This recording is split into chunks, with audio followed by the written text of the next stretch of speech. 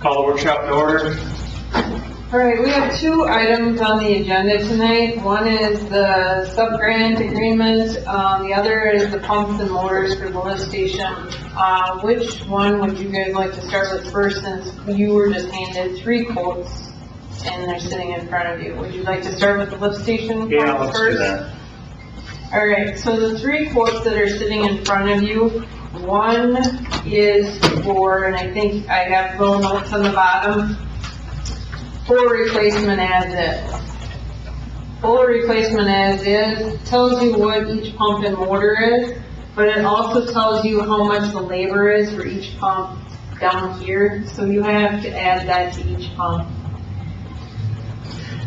So what I did is I had them redo the quote so that labor was added in, and that is the one that has the signature thing at the bottom.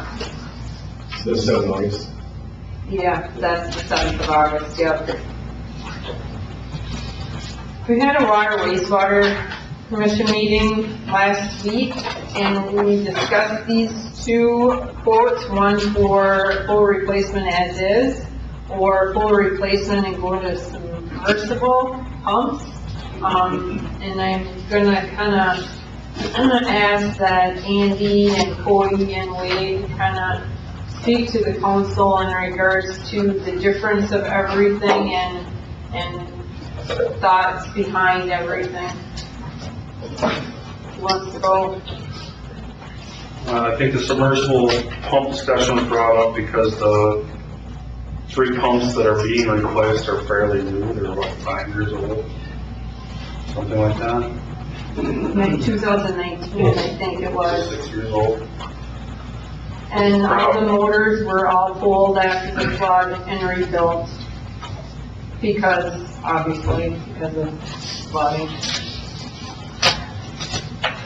But the submersible would basically allow them to be submerged and flood-proof.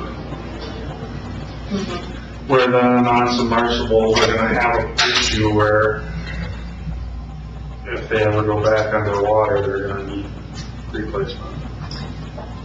The other thing I need to point out in this is if you take the 3 main pumps and motors, if we were to do a full replacement as is, comes to $167,000. That is covered by insurance. But if we would go to a submersible, we would have to then boot that additional cost for the submersible. So in conversation, John had said, well, could you try to do 2 pumps and motors as is and 1 submersible? And I did the figures on that, and we would have to boot $41,000 just for that extra submersible. And the 167 would be covered under insurance. So moving forward, that submersible wouldn't be covered.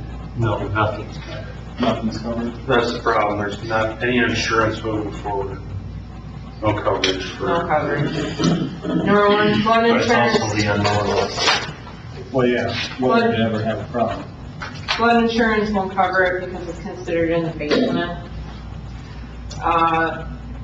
The league did pick up on it this time, but that 41,000 would be considered an extra grill, so that would come out of our own pocket. We wouldn't get insurance or anything for that. I can see where John's coming from, and that it's the peace of mind that if it goes under, you're at least gonna have one that's not gonna go down completely.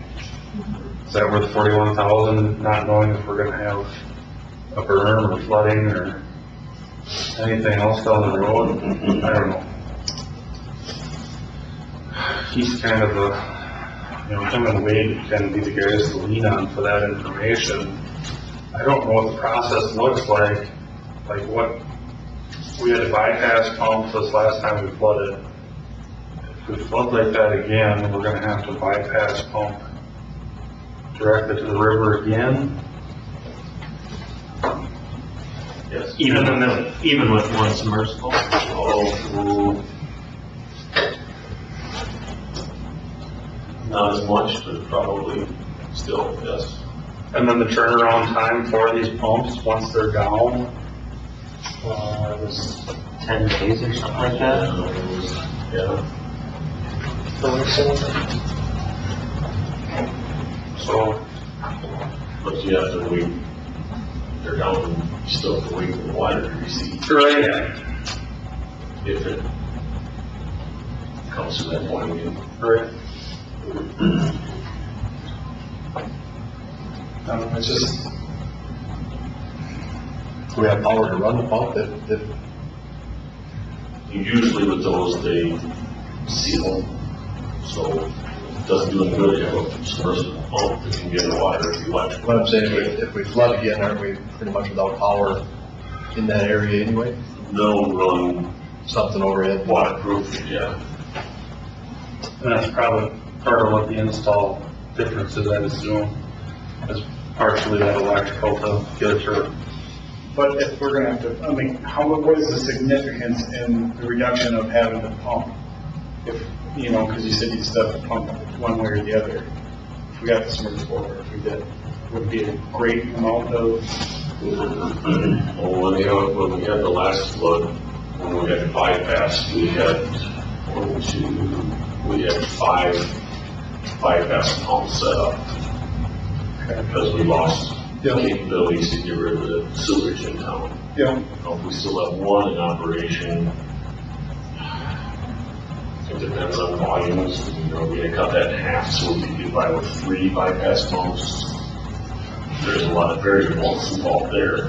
Yeah. I don't know right offhand. that's what I'm just wondering, is how was it a significant amount of, That you could also put out notices to, you know, if possible, don't do 10 loads of laundry each day while we're in a flood event. There are ways you can help.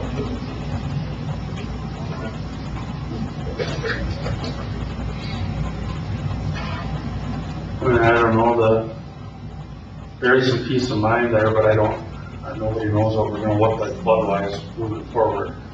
It's been a pretty wet year, and that river hasn't really come out of its banks yet. Is that gonna be the case moving forward? I don't know.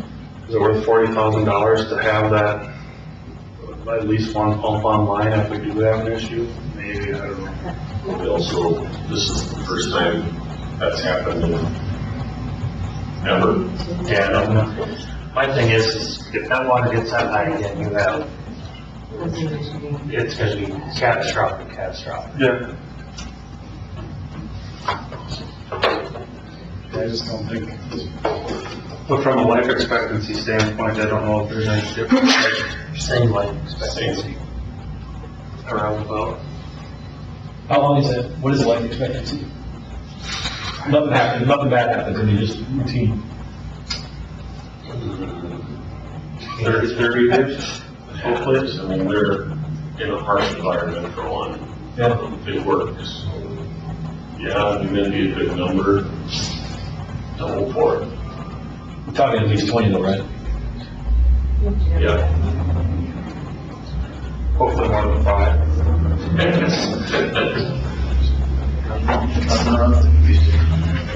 I'm trying to understand the quotes and I apologize because I'm way out of my lane on this one. No, they're super, They are kind and then you just got them, so everybody literally hot off the press, Celia, and I apologize, they were not in your package.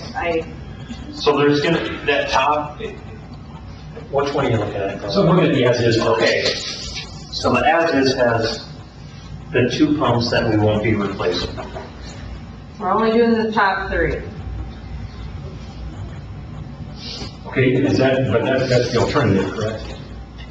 That's the 167, 446. That would So if be you, what we'd be going with. if you take the 144,000 Plus the, plus 7,760 times 3, should get you to that 167,000. Right, so we're talking about replacing 3 pumps as opposed to the very top, which is replacing 5. Yes. right. Yeah, we're not doing those other 2, we're just doing the top 3. And the reason we're not doing the other 2 is what? I'm just trying to, They're 20,000. They're not as hard as ours. oh. But the submersibles are, oh, it doesn't, oh, right here, are 18,000 a piece per day. 18,286.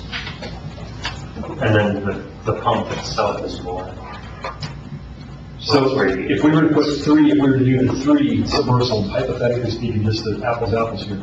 So three submersible, that would be the 235, 740 plus 18 times three, or Yeah. 90,000. Yeah, so, So almost 300,000. If you did all submersible. yeah. Be about 140,000 in overage. Well, of that, we get how much back from insurance? $167,446. Okay, so that last 100,000, whatever gets us between that and the three, whatever that number is, It's on us. would be on us. Right.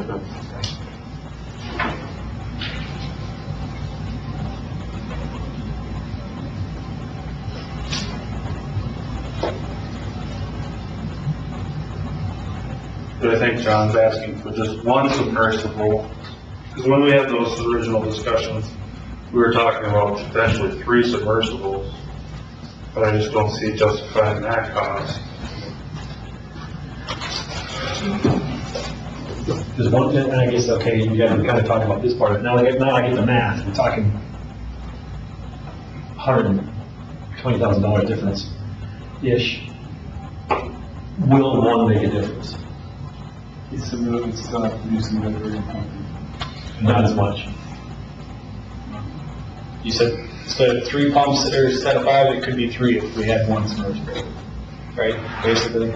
Is the juice worth the squeeze, I guess, is what I'm wondering, for just one? Maybe not.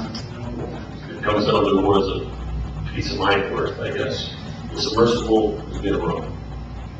We don't have to worry about shutting the town down and people, sewers filling up people's basements and stuff. So one pump will make that difference, The other thing, or dent it. the other thing you'd have to think about is if they did flood, we'd be on the hook for, if we replace them with 3 non-submersibles and something as catastrophic as what happened last year happened again, we're basically gonna be out of pocket for another 3. If we buy a single submersible, replacement cost is going to be on those 2. The submersible's not gonna go down.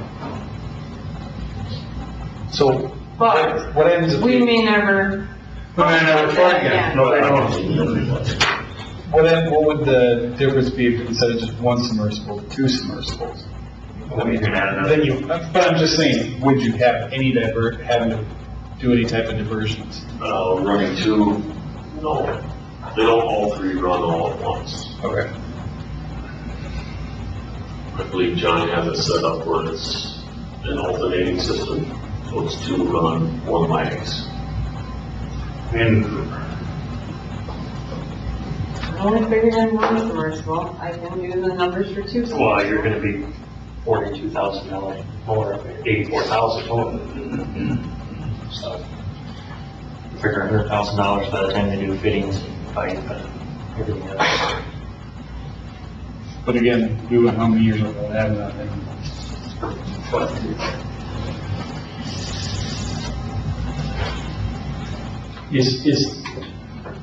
Is 3 even on the table, 3 submersibles? $122,152, is that even doable? You would have to tap into wastewater reserves, yeah.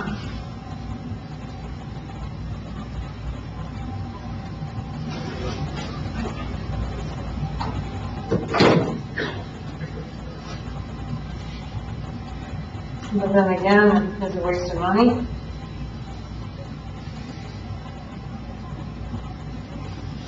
roll the dice before whatever you want to do. You used to have a saying, hope is not a course of action. That's why I'm bringing this to you guys. You can make that hard decision.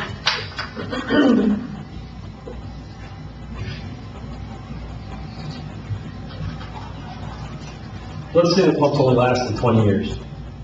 That's $6,200 a year. Yeah, but it's not because it's right now. I'm talking about when I let nothing again. I understand.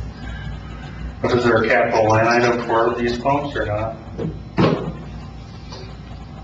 These pumps are So how did you pay for them last time? probably repairs and maintenance, probably did in a project. Do you remember? I don't know. Yeah. You gonna do them in another project? On a rebuild of the lift station, Maybe. then I would just take the insurance money and just replace what we got and keep on going. Yeah, I mean, I don't know what the life expectancy of that lift station is past. And if you have anybody like the pool guy who doesn't want to reuse anything, Oh, no, they wouldn't reuse them. and of course not, Are you so kidding me? you can't buy something and think you're gonna reuse it in the next building. I mean, we've had these conversations before, in all actuality, a lift station should probably not be in the floodplain. Probably not, but neither should a lot of other But that's the buildings. other thing too, is, you know, if you get the grant for the berm, then Right. Then it makes submersible pumps obsolete or not needed too, so. So does the council feel that they've discussed this enough? Well, Otherwise we go to the next. I don't think it's, I mean, I don't think it's gonna be hopefully not an issue in the next few years, but there definitely, we might have to look at actual capital improvement for what's there, or redesign. I don't know. I don't disagree. The plan for the station, I mean, we were already talking about redoing the actual force main. well, we did get the grant for the force main. Okay. So that is actually progressing, surveying was done. Now over the winter, we'll start talking to the landowners in regards to the utility easement, and hopefully that will start, well, we gotta come and, So can we extend it another couple hundred feet above the floodplain? No? I can talk to Adam, but It should have been done on Center Street project if you guys knew about. that or people on the other side of the river. Could it? I don't know. The elevation is too steep though. No. Anyway. I would say that replacing the existing pumps with what's there is probably sufficient, but everybody on this council has to know that if it floods again, you're gonna be out Well, the exact amount that you're getting from Insurance. insurance right now, you're gonna be out 180,000. whenever that happens, assuming, and this is a bad assumption, but it'll make the point, assuming that happens, the difference between completely replacing all three pumps and the cost of putting three submersibles in is the difference between the two is $44,000. No, it's 120,000. no, he's saying if we have to do it again. Yeah, if we have to. Oh, yeah. If we have to do it again. Oh, yeah. So basically, it's a $44,000 risk. So, I mean, the way I, Well, so that would make the argument for at least one being submersible. Because then if worst comes to worst, this happens again, you're only replacing two of those pumps, not all three. yeah. Anybody follow the crazy train? I mean, realistically, I think that they're all gonna be replaced. It's like, it's like how nice tires do you want on the vehicle? If your vehicle might not be here next year, you know what I mean? It's like, things change, I don't know. The thing is, it's like, one submersible, probably fine. 3 submersibles, best case scenario. Do you want to spend 120 grand extra? No. No, when you're gonna move them. Right.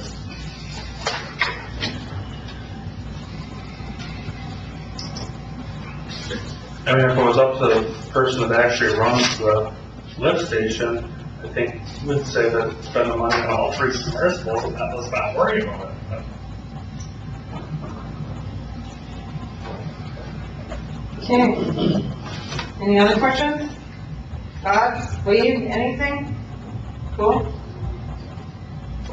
Then we'll move to the next item on the agenda, which is the sub-grant agreement for the safe room grant with the Division of Homeland Security and Emergency Management. So Celia and I were informed that we can apply for this grant, which would provide up to $1.5 million with a $375,000 contribution from us regarding building a storm shelter in town. So we are thinking that we would like to pursue this grant and combine it with the courthouse. Now, there's a lot of red tape, this is not going to be an easy grant. The city of Springfield has gone through this and has built something in their park. We have been in conversation with Springfield and the Springfield city attorney, or city engineer, just because anything that's above and beyond just the safe room and the requirements is extra on our part. So above and beyond the $375,000, anything trillion extra will be a cost from us. So please ask questions. And Celia's over there ready to show pictures if you need to.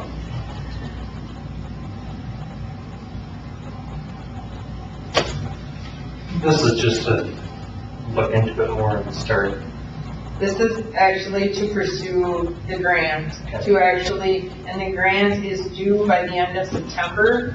So we would need to start meeting with architects today.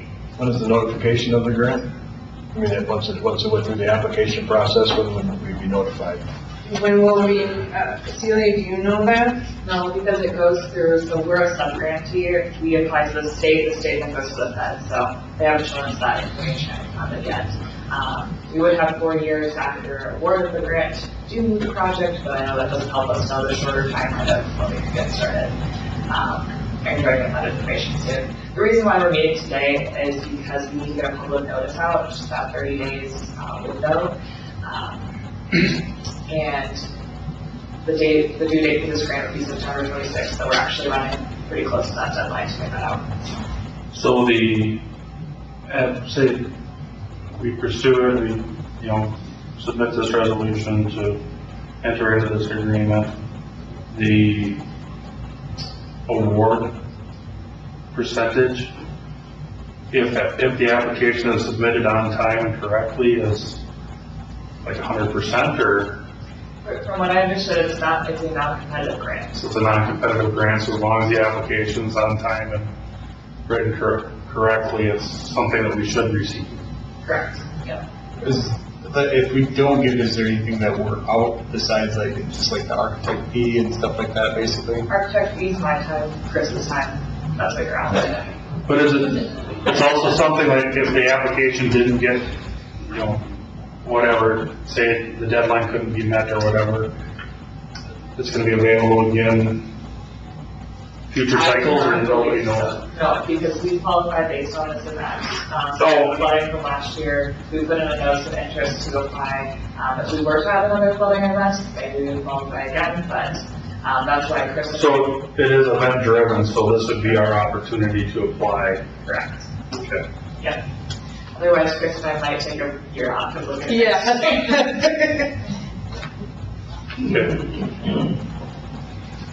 Have you guys seen what they did in Smithfield?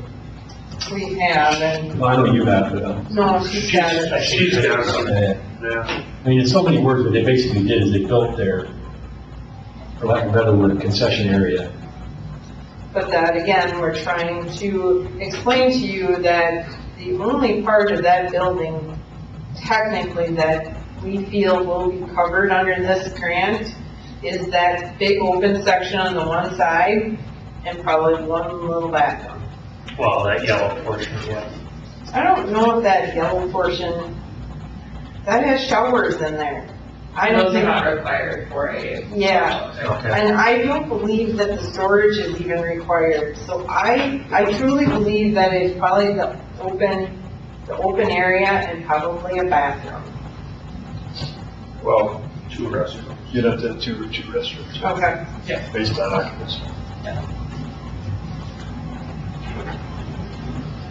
So all of the rest of it, when you go past Springfield, you know, the beauty of, I think they have brick all the way around it and, all the extra frills, that came out of their own pocket. So. And that nice bleacher, Oh, and that's totally separate. yeah, Yeah. where you can sit and. No, so it's not safe to say that, so I was kind of in the understanding that the building was built as the storm shelter, and what happened inside became the responsibility of the city of Springfield. It depends on useful floor space, so, like, based on the number of people they were supposed to fit for the safe room, this is probably all that they use. And so, FEMA would not cover additional square footage that you needed, because that's not necessary. So, like you said, the 640 here, they didn't need that, so FEMA wasn't gonna build these walls, they could just build this wall. Oh, I got you. Yeah. How much of, I mean, you have an idea of how much of the clubhouse cost that would mitigate? Again, until we start meeting with the architect and really truly understanding this, You're not gonna know. I'm not gonna know. Still think it's worthwhile pursuing it. Yeah, I mean, I think that's kind of everybody's thought, is it's probably at least worth going through the phases and seeing what the possibilities look like, and then if it's something that we can, you know, build in phases, or we can have longer term plans for, we get a structure up. I think that's the biggest concern right now, is there's a lot of people just wondering, what are you gonna do it, when are you gonna do it? And we don't have any solid answers, at least if we got, you know, a game plan for something. Yeah, even if it's just the storm shelter, that way we have that up down there for the campers and, especially since we don't have a fire hall anymore. I mean, I say go for it. I'd say so too.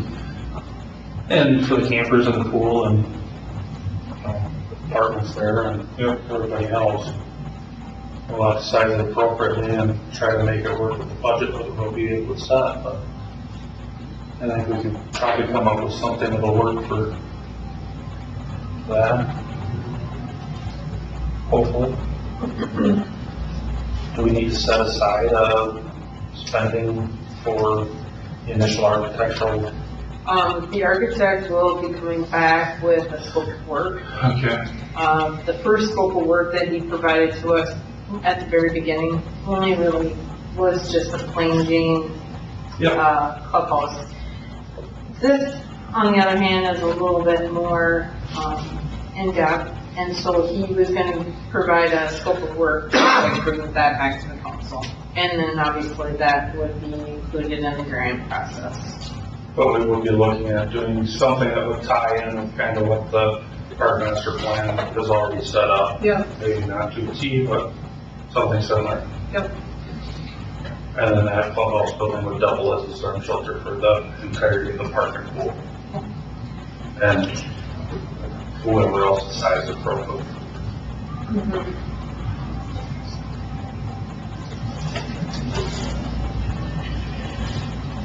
But on the City of Springfield's website, there must be a tab in regards to this, correct, Celia? What tab are you looking for? I don't know, the tab that you have all this project information. Yes, I can send that all out to the council if you just want to access it. It's kind of hard to find from the homepage, so I'll send it. But yeah, you can access their application, their complete application, their plans, their award letters that they got from FEMA. They actually had to go back and ask for more money because it came in above budget. and they got approved for that as well. So, I'll get that out to the council. And with it being federal, it would be a prevailing wage project with competitive bid requirements and everything else. Correct. And that's why it's expensive. All right, Can I get a motion to adjourn? I'll make a motion. Second.